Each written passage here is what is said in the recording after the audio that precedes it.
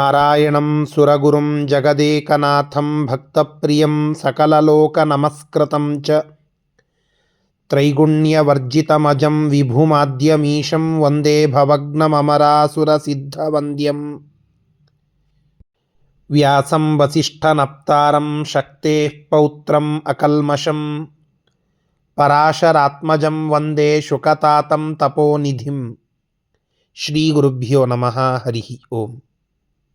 ವಿಷ್ಣು ಸಹಸ್ರನಾಮ ಸ್ತೋತ್ರದ 19ನೇ ಶ್ಲೋಕದ ಚಿಂತನೆಯನ್ನು ಇವತ್ತು ಮಾಡೋಣ.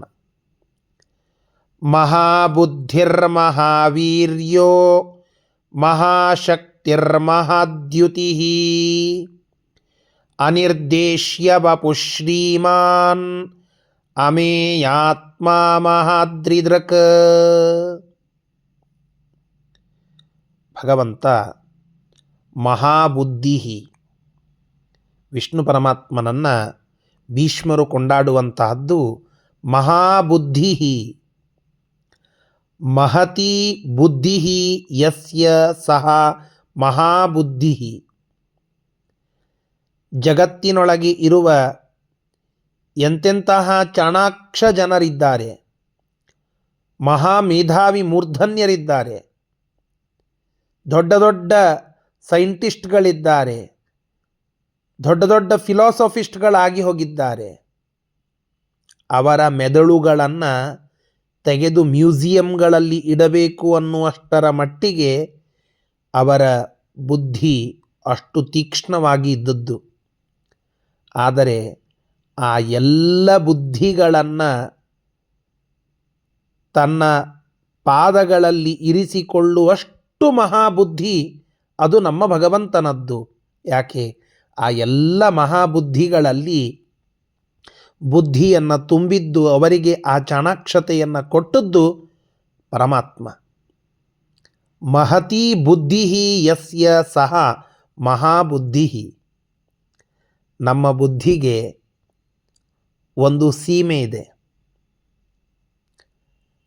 ನಾವು ಎಲ್ಲ ಕಾಲಕ್ಕೂ ಬುದ್ಧಿವಂತರಾಗಿ ಇರಲಿಕ್ಕೆ ಸಾಧ್ಯ ಇಲ್ಲ. ಬಾಲ್ಯಾವಸ್ಥೆಯಲ್ಲಿ ಏನೂ ತಿಳುವಳಿಕೆ ಇರುವುದಿಲ್ಲ. ಮಧ್ಯ ಅವಸ್ಥೆಯಲ್ಲಿ ಏನೋ ಭಾರಿ ಬುದ್ಧಿ ಬಂದು ಬಿಟ್ಟಿರುತ್ತದೆ. ಮತ್ತು ವೃದ್ಧಾಪ್ಯಕ್ಕೆ ಹೋದ ಕೂಡಲೇ ನಮ್ಮ ಬುದ್ಧಿ ಅದು ಕ್ಷೀಣವಾಗ್ತಾ ಹೋಗ್ತದೆ. ನಮ್ಮ ಸ್ಮರಣ ಶಕ್ತಿ ಅದು ಕ್ಷೀಣವಾಗ್ತಾ ಹೋಗ್ತದೆ. ಆದರೆ ಪರಮಾತ್ಮನ ಬುದ್ಧಿ ಅದು ಮಹತ್ತಾದ ಬುದ್ಧಿ, ಎಂದಿಗೂ ಕ್ಷೀಣಿಸದ, ಯಾವತ್ತಿಗೂ ತುಂಬಿದ ಮಹತ್ತಾದ ಮಹತಿ ಬುದ್ಧಿ ಯಸ್ಯ ಸಹ ಮಹಾಬುದ್ಧಿ. ಮಹಾವೀರ್ಯ. ವೀರ್ಯ ಅಂದರೆ ಶಕ್ತಿ, ಸಾಮರ್ಥ್ಯ. ಮಹತಿ ವೀರ್ಯಂ ಯಸ್ಯ ಸಹ ಮಹಾವೀರ್ಯ ಅಂತ. ಭಾರೀಯಾದ ಪರಾಕ್ರಮವನ್ನು ಹೊಂದಿರುವವನು ಭಗವಂತ. ಆದ್ದರಿಂದ ಭಗವಂತನನ್ನ ವೀರ್ಯ ಅಂತ ನಾವು ಚಿಂತನೆ ಮಾಡಬೇಕು. ಅದ್ಭುತವಾದ ನಾರಾಯಣೀ ಸೇನೆಯ ನಿರ್ಮಾಪಕನಾದ ಭಗವಂತ ಜರಾಸಂಧನಂತಹ ಮಹಾಬಲಿಷ್ಠನಾದ ಒಬ್ಬ ರಾಕ್ಷಸನನ್ನು ಅನೇಕ ಬಾರಿ ಸೋಲಿಸಿ ಅವನ ಆ ದೊಡ್ಡದಾದ ಸೈನ್ಯವನ್ನೆಲ್ಲ ಕರಗಿಸಿದರೆ ಭಗವಂತ ಆ ಎಲ್ಲ ನಾರಾಯಣೀ ಸೇನೆ ಏನಿದೆಯಲ್ಲ ಅದರ ಅನಂತಪಟ್ಟು ಶಕ್ತಿ ಉಳ್ಳವನಾಗಿದ್ದ. ಜರಾಸಂಧನ ಸೇನೆ ಅದು ಕರಗಿ ಹೋಯಿತು, ಭಗವಂತನ ಸೇನೆ ಅದು ಕರಗಲಿಲ್ಲ. ಆ ಸೇನೆಗಿಂತ ಅನಂತಪಟ್ಟು ಶಕ್ತಿ ಭಗವಂತನಿಗಿದೆ ಅಂತ ಹೇಳುತ್ತಾರೆ. ಅರ್ಜುನ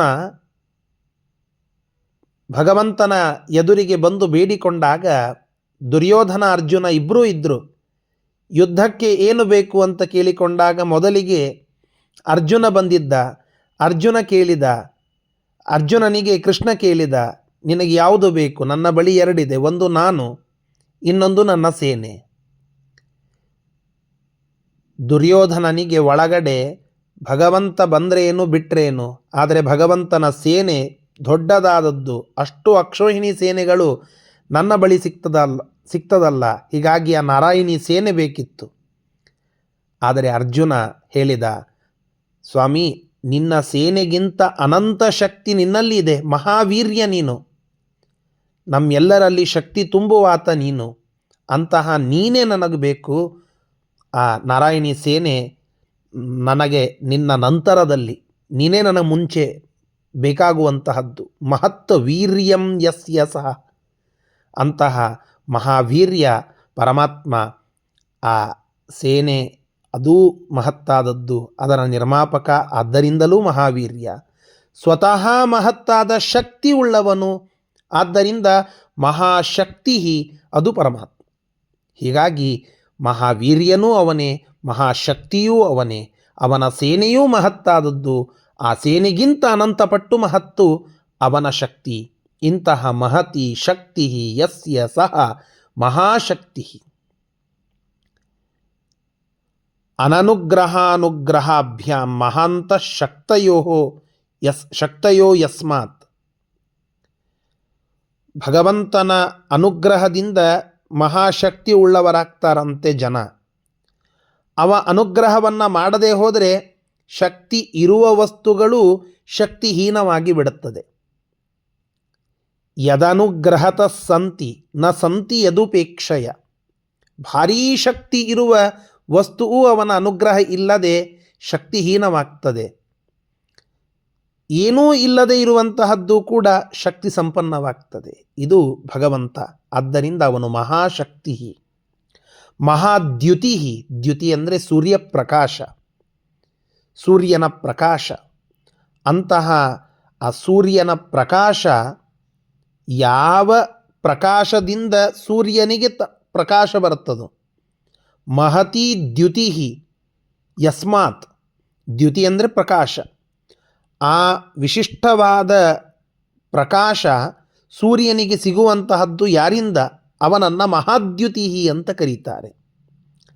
ತಾಪನೀ ಪಾಚಿಕಾ ಚೈವ ಶೋಷಣೀ ಚ ಪ್ರಕಾಶಿನಿ ನೈವ ರಾಜನ್ ರವೇಶ್ ಶಕ್ತಿ ಶಕ್ತಿರ್ನಾರಾಯಣಸ್ಯ ಚ ಅಂತ ನರಸಿಂಹ ಪುರಾಣ ಹೇಳುತ್ತದೆ. ತಾಪನ ಮಾಡುವಂತಹದ್ದು, ಅಡುಗೆಯನ್ನು ಮಾಡುವಂತಹದ್ದು, ಶೋಷಿಸುವಂತಹದ್ದು, ಪ್ರಕಾಶಿಸುವಂತಹದ್ದು, ಇದೆಲ್ಲ ನಾವು ಸೂರ್ಯನ ಶಕ್ತಿ ಅಂತ ಕೇಳುತ್ತೇವೆ. ನೈವರಾಜನ್ ರವೇಶ್ ಶಕ್ತಿ ಶಕ್ತಿ ನಾರಾಯಣಸ್ಯ ಚ. ಈ ಶಕ್ತಿ ಇದೇನೇ ಇದ್ರೂ ಇದು ನಾರಾಯಣನ ಶಕ್ತಿ. ಆ ದ್ಯುತಿ ಅದೇನೇ ಇದ್ರೂ ನಾರಾಯಣನದ್ದು. ಅಂತಹ ಮಹಾದ್ಯುತಿ ನಮ್ಮೆಲ್ಲರಿಗೆ ಏನೋ ಒಂದು ಜಗತ್ತಿನಲ್ಲಿ ಪ್ರಕಾಶತ್ವ, ನಾವೆಲ್ಲೋ ಒಂದು ಕಡೆಗೆ ಹೊಗಳಿಸಿಕೊಳ್ಳುತ್ತೇವೆ, ನಮ್ಮ ಪ್ರಕಾಶ ಎಲ್ಲ ಕಡೆಗೆ ಹರಡ್ತಾ ಇದೆ ಅಂತಾದರೆ ಅದರ ಹಿಂದೆ ಇರುವ ಶಕ್ತಿ, ಆ ದ್ಯುತಿ, ಅದು ಮಹಾದ್ಯುತಿಯಾದ ಭಗವಂತನದ್ದು. ಅನಿರ್ದೇಶ್ಯ ವಪುಹು. ವಪುಹು ಅಂದರೆ ದೇಹ. ಭಗವಂತನ ಆ ಶರೀರಕ್ಕೆ ಯಾವ ನಿರ್ದೇಶನವನ್ನು ಯಾರೂ ಕೊಡಲಿಕ್ಕೆ ಸಾಧ್ಯವಿಲ್ಲ. ಭಗವಂತ ನಿರ್ದೇಶ್ಯವಲ್ಲದ, ನಿರ್ದೇಷ್ಟುಂ ಅಶಕ್ಯಂ ವಪುಹು, ನಿರ್ದೇಶನ ಮಾಡಲಿಕ್ಕೆ ಯೋಗ್ಯವಲ್ಲದ ಶರೀರ ಅವನದ್ದು.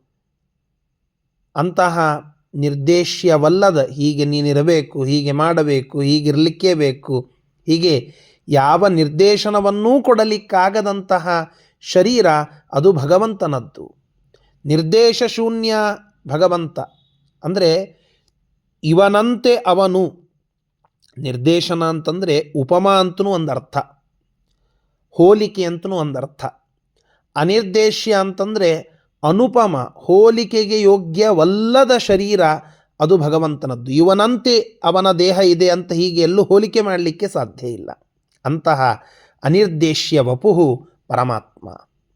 ಶ್ರೀಮಾನ್, ಶ್ರೀ ಲಕ್ಷ್ಮೀದೇವಿ, ಅಸ್ಯ ಅಸ್ತಿ ಇತಿ ಶ್ರೀಮಾನ್.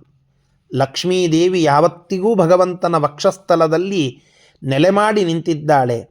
ಪರಮಾತ್ಮನನ್ನು ಬಿಡದೆ ಸ್ತೋತ್ರ ಮಾಡುವ, ಸೇವೆ ಮಾಡುವ, ಸಕಲ ಸೇವೆಯನ್ನೂ ತಾನೇ ನಿಂತು ಮಾಡುವಂತಹ ಆ ಲಕ್ಷ್ಮೀದೇವಿ ಭಗವಂತನ ಹತ್ತಿರದಲ್ಲಿಯೇ ಇದ್ದಾಳೆ. ಅಂತಹ ಲಕ್ಷ್ಮೀದೇವಿಯನ್ನು ಉಳ್ಳ ಭಗವಂತ ಶ್ರೀಮಾನ್ ಅಂತ ಅನ್ನಿಸಿಕೊಳ್ಳುತ್ತಾನೆ. ಅಮೇಯಾತ್ಮ, ಹಿಂದೆಯೂ ಒಮ್ಮೆ ಬಂದದ್ದು. ಮೇಯ ಅಂತಂದರೆ ಜ್ಞಾತುಂ ಶಕ್ಯ, ಅಮೇಯ ಅಂತಂದರೆ ಸಾಕಲ್ಲೇನ ಜ್ಞಾತುಂ ಅಶಕ್ಯ ಅಂತ, ಪೂರ್ಣವಾಗಿ ತಿಳಿಯಲಿಕ್ಕೆ ಆಗದ. ಆತ್ಮ ಅಂದರೆ ಸ್ವರೂಪ, ಭಗವಂತನ ಸ್ವರೂಪ. ಅದು ಪೂರ್ಣವಾಗಿ ಯಾರಿಂದಲೂ ತಿಳಿದುಕೊಳ್ಳಲಿಕ್ಕೆ ಸಾಧ್ಯವಿಲ್ಲ. ಅಂತಹ ಅಮೇಯವಾದ ಆತ್ಮ ಸ್ವರೂಪವನ್ನು ಉಳ್ಳವನು ಭಗವಂತ. ಆದ್ದರಿಂದ ಅಮೇಯಾತ್ಮ ಅಂತನ್ನುವ ಹೆಸರು ಭಗವಂತನಿಗುಂಟು. ಮಹಾದ್ರಿ ಧೃಕ್, ಅದ್ರಿ ಅಂದರೆ ಪರ್ವತಗಳು, ಮಹಾದ್ರಿ ಮಹಾಂಶ್ಚ ಅಸೌ ಅದ್ರಿಶ್ಚ, ಭಾರೀ ದೊಡ್ಡದಾದ ಅದ್ರಿಗಳು ಅಂದರೆ ಪರ್ವತಗಳು. ಮಂದರ ಪರ್ವತ, ಗೋವರ್ಧನ ಪರ್ವತ ಬಹಳ ಪ್ರಮುಖವಾದದ್ದು. ಈ ಮಂದರ ಗೋವರ್ಧನ ಪರ್ವತದಂತಹ ಮಹಾ ಅದ್ರಿಗಳನ್ನು ದೃಕ್ ಧಾರಣ ಮಾಡಿದಂತಹ ಭಗವಂತನನ್ನು ಮಹಾದ್ರಿ ದೃಕ್ ಅಂತ ಕರೀತೇವೆ. ಭಾಗವತದ ದಶಮಸ್ಕಂದ ನಮಗೆ ತಿಳಿಸುವಂತಹ ಕಥೆ, ಗೋವರ್ಧನ ಪರ್ವತವನ್ನು ಭಗವಂತ ತನ್ನ ಬೆರಳಿನಿಂದ ಎತ್ತಿ ಹಿಡಿದು ತೋರಿಸಿ ತಾನು ಎಂತಹ ಶಕ್ತಿವಂತ, ಮಹಾಶಕ್ತಿ ಎಂತಹದ್ದು ಅನ್ನುವುದನ್ನು ತೋರಿಸಿಕೊಟ್ಟ. ಭಗವಂತನನ್ನು ಸಾಮಾನ್ಯ ಬಾಲಕ ಅಂತ ತಿಳಿದುಕೊಂಡಿದ್ದ ಜನರಿಗೆ ತಾನು ಅಮೇಯಾತ್ಮ ಅಂತನ್ನುವುದನ್ನು ತೋರಿಸಿಕೊಟ್ಟ. ಬಾಲಕನಿಗೆ ನಾವೆಲ್ಲ ನಿರ್ದೇಶನ ಮಾಡಬಹುದು, ಅವ ಕೂಡಂದರೆ ಕೂಡ್ತಾನೆ, ನಿಲ್ಲಂದರೆ ನಿಲ್ತಾನೆ ಅಂತ ಹೇಳುವ ಜನರಿಗೆಲ್ಲ, ಇಂದ್ರನನ್ನು ಸೇರಿ ಎಲ್ಲ ಉಳಿದವರಿಗೆಲ್ಲ ತಾನೊಬ್ಬ ಅನಿರ್ದೇಶ್ಯ ವಪುಹು ಅನ್ನುವುದನ್ನು ತೋರಿಸಿಕೊಟ್ಟ. ಇಂತಹ ಗೋವರ್ಧನ ಪರ್ವತವನ್ನು ಎತ್ತಿ ಹಿಡಿದಂತಹ ಭಗವಂತ ಗೋವರ್ಧನಧರನಾದ, ಮಹಾದ್ರಿಧೃಕ್ ಆದ. ಇನ್ನೊಂದು ಮಂದರ ಪರ್ವತವನ್ನು ಕೂರ್ಮಾವತಾರದಿಂದ ಎತ್ತಿರುವಂತಹ ಪ್ರಸಂಗ.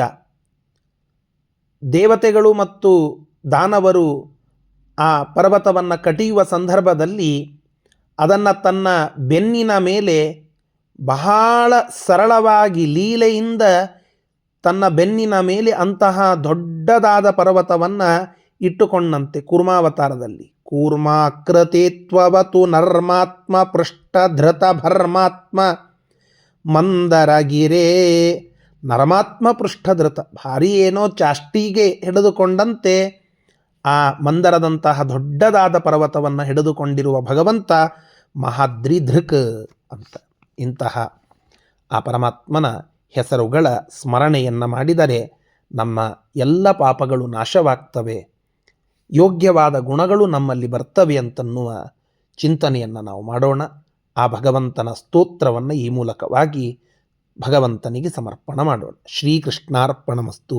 ಹರಯೇ ನಮಃ.